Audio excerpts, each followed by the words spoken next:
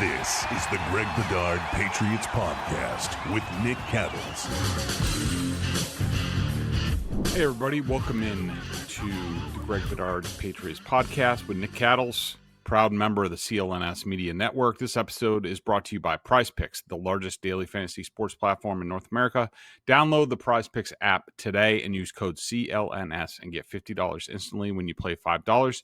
That's code CLNS on PrizePicks to get $50 instantly when you play $5. PrizePicks, run your game. Okay, it's a holiday week, and so a lot of us are sort of coming and going, a lot of stuff going on. Wanted to get another podcast out to you. We'll be doing another one on Thursday. As you guys know, we're sort of like running through the roster a little bit and going through sort of where I see the 53-man roster going into this. Now, I will say I just finally did my first version of it. I'll be putting that up on the website tomorrow. That would be Wednesday. I'm probably going to tweak it a little bit. Right now, I have 26 offensive players and 23 defensive players, 4 players on special team, the kicker, punter, long snapper, and Brendan Schooler. I don't know if that split's going to hold up. Of course, we have different versions for this reason. Just looking at it, just to give you an example, right now I have 4 running backs on the roster: Stevenson, Gibson, Henderson, and Larson, the undrafted free agent. Antonio Gibson is a guy that I'm probably going to think long and hard about as this summer goes along. I put him on there for now because I just don't know what Henderson is capable of. I would not be surprised at some point in time where I put sort of Gibson in the cut possible trade. I don't know how many people are trading for running backs these days, but I do think he has a lot of value. If I was like a contender, I would be interested in him. Maybe somebody like the Chiefs,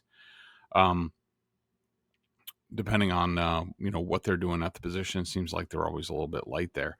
But anyways, like for example, right now I have 4 running backs. I could see that being a place where I buy a roster spot and probably give it to the defense, even though I wasn't crazy about it. I didn't really have that many issues, especially on the defensive side of the ball, as far as what to do.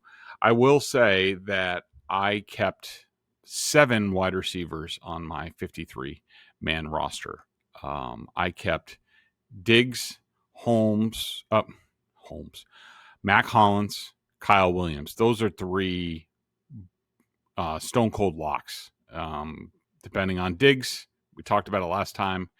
If they're not crazy about him, could he be trade bait? That sort of thing. I leave that open. But somebody's got to be coming in. If Diggs is going out, somebody's got to be coming in. Then I have Kendrick Bourne here, Demario Douglas. Those guys are sort of near locks to me. And then I have Jalen Polk I'm keeping in Efton Chisholm. We'll see how that all goes down over the course of the summer. Once we get pads on and we get to see guys like Chisholm, we'll see more where Polk is, considering he was limited in the offseason workouts. I have Kayshon Boutte down as a trade. So we'll have to see how all that goes. I think that's another position that could be in flux. I kept 3 tight ends. You can read the story to find out who they are. And so that brings us to the offensive line. Tackles, I sort of group them as tackles and guard center. Let's start off with the tackle position. In my mind, there's 2 locks. It's just Campbell and Moses. And then after that, it's sort of, dealer's choice. I think it's going to have a lot to do with who's on the practice field. Vidarian Lowe is a guy who did not take part in many of the off-season practices.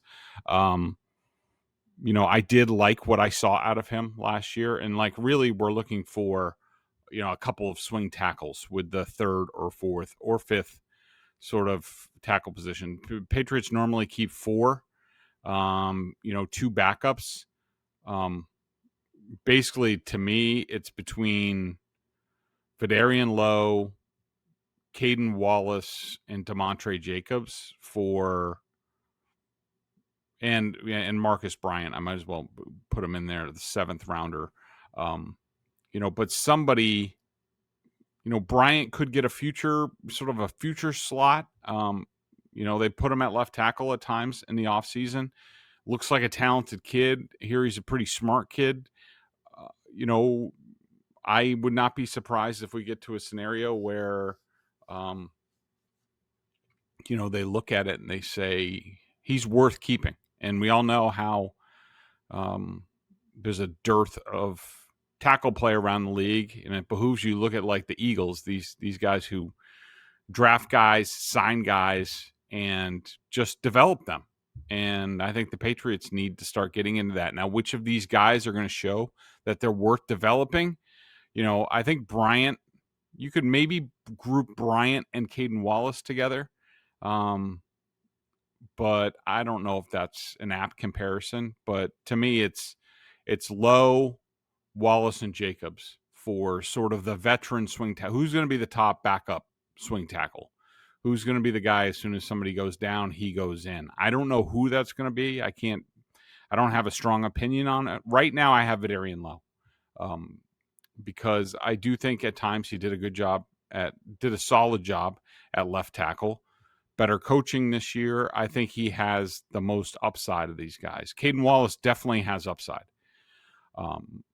His athletic traits are off the charts from what I hear in terms of his physical ability to play in this league. There's just a lot of sort of intangible questions about him. Demontre Jacobs, I really like him. I think they like him.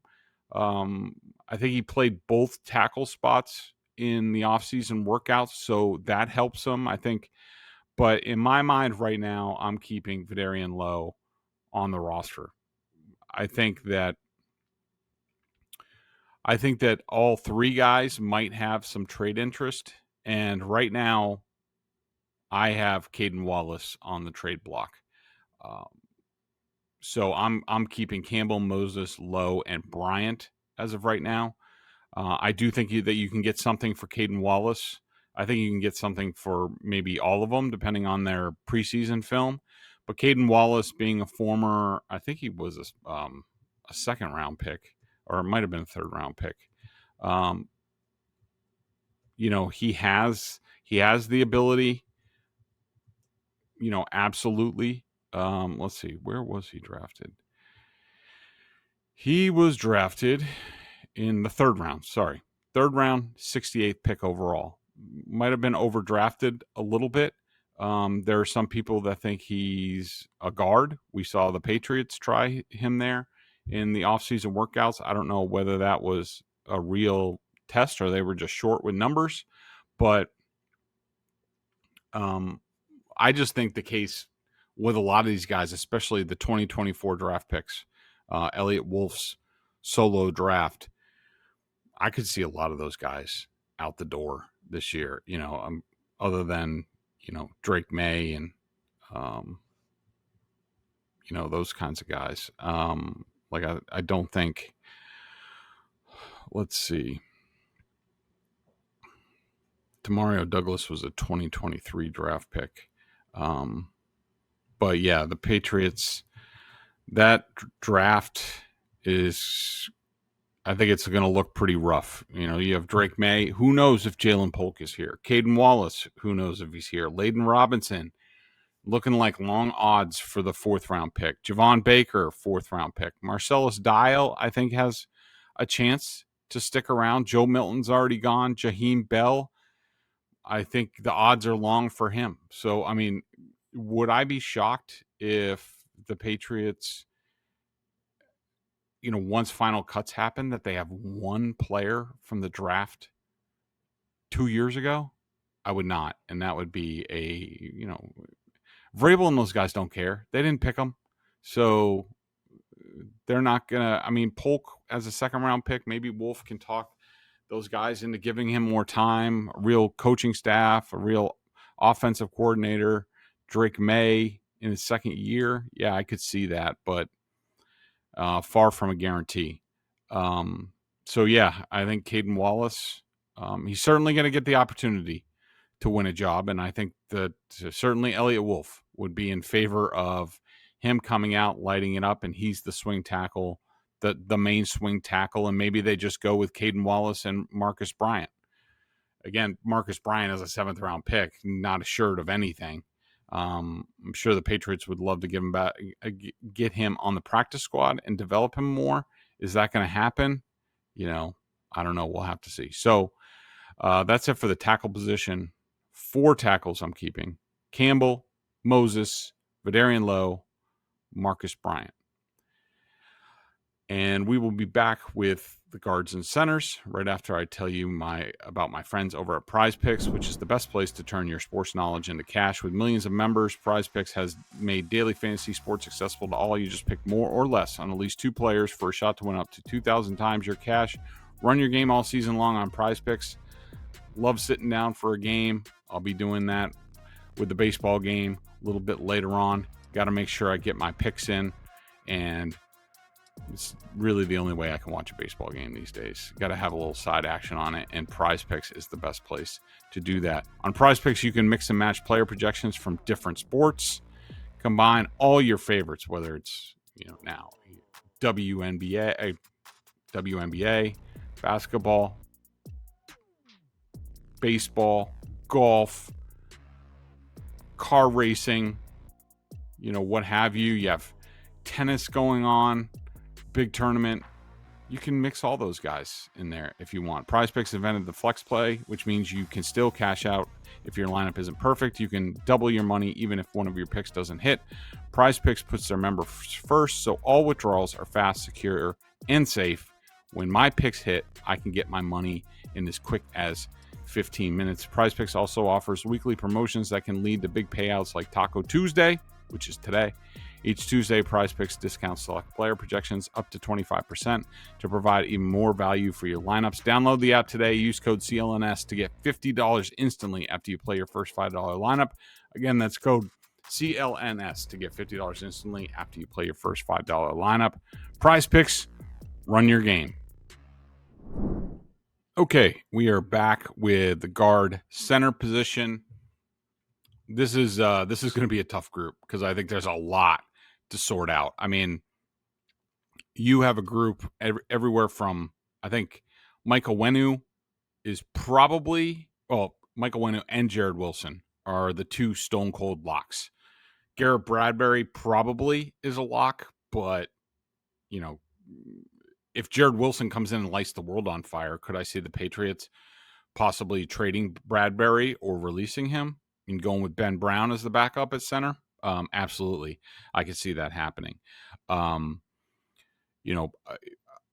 now on the cutting room floor, I do have Ben Brown at center. That's going to depend on where Jared Wilson ends up lining up and for how long. Is he at center and just the backup? Then Brown's gone. Do they want to entertain playing him at left guard or possibly doing that during the season? Then maybe Ben Brown sticks around. City So is a guy that I think has improved. I think he's on the upswing again after last year was a disaster. I would not be a surprise if he ends up winning a reserve job. Layden Robinson, I think the odds are long for him, but there's no question he's a strong, powerful kid. And with these, all football players, really all athletes, young athletes, you never know when the light is going to go off. And do I rule out that Layden Robinson, the light could go on for him and all of a sudden he's on all his assignments and perfect and, driving people off the ball and earns a spot? No, it wouldn't be a surprise. I just think it's a long shot. Mekhi Butler is a guy who came on recently and, definitely the longest of shots to win. So basically the way I have it right now, I have Michael Wenu at right guard. I have Garrett Bradbury at center. And right now, I have Tyrese Robinson at left guard. I heard some good things about him before he had to miss mandatory minicamp because of a death in the family. But he's far from a lock to even make the roster, let alone start. I am keeping Cole Strange. That's going to be a big competition. Now, we've talked about it the whole time. The left guard is wide open. It could be anybody. And I am also keeping Jack Conley, the undrafted free agent from BC. I think he's one of the few guys that you could really see have guard tackle versatility where that would be valuable on game day if he proves himself, ready to be an NFL player. I'm keeping 6 at guard center. Traditionally, they keep 5.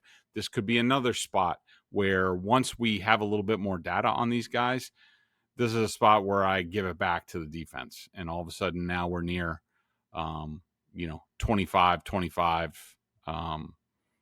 that sort of split when it comes to the roster. But, like I said, the biggest thing is we have no idea what's going to happen at left guard. I mean, it could be anywhere from, it could be Jared Wilson, it could be Robinson, it could be Cole Strange, it could be Conley, it could be it could be Robinson. We really don't know. Somebody asked me in one of the BSJ member chats, do I think Ben Brown could give anything at guard? I think we talked about this before. But just to reiterate, I think Ben Brown is good. I liked him last year. I just don't think he gets much movement. He's more of a just sort of hold the fort guy in the run game. Maybe if it gets a chance to show at guard, he might show a little bit more than that. But we're going to have to wait and see. This is one where we really do not have much information at all. I'll also mention this. Could I see a situation where for some reason they move on from Michael Wenu? Again, that would not be a shock. If the Patriots, if they think they have any bad contracts that they want to get out from underneath, use the cap money now to do it so that you're not, all of a sudden when they're getting a roster that's better and you're paying people and they don't have a whole lot of cap room, you don't want to be in that position where you have to eat a bad contract and then you really limit your options as far as roster building. So I don't totally rule that out either, that Wenu, depending on how he does, he says he's in great shape. We'll see how that all goes this summer. So Wenu, Bradbury, I would probably have Conley as the backup at right guard. Also get him some reps on the scout team at tackle. I would have Wilson as the center backup, and I would have Robinson and Cole Strange at guard. But I do think that there's going to be a lot of movement at that position as we go on. That is it for now. Make sure you check out, if you're not a member already, make sure you check out our work over at BSJ, $50 for the year. You can get my initial 53-man roster projection. Giardi's doing his thing, going position by position, getting you ready for training camp.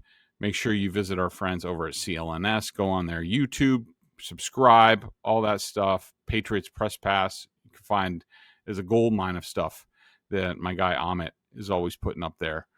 He does a great job over there and helps produce these podcasts. So thanks to him. And also make sure you check out our friends at PrizePicks. Help support the pod. Appreciate you guys. Hope you have a good night. Hope you have a good day. And we will be back later in the week, just before the 4th, to start looking over at the defensive side of the ball.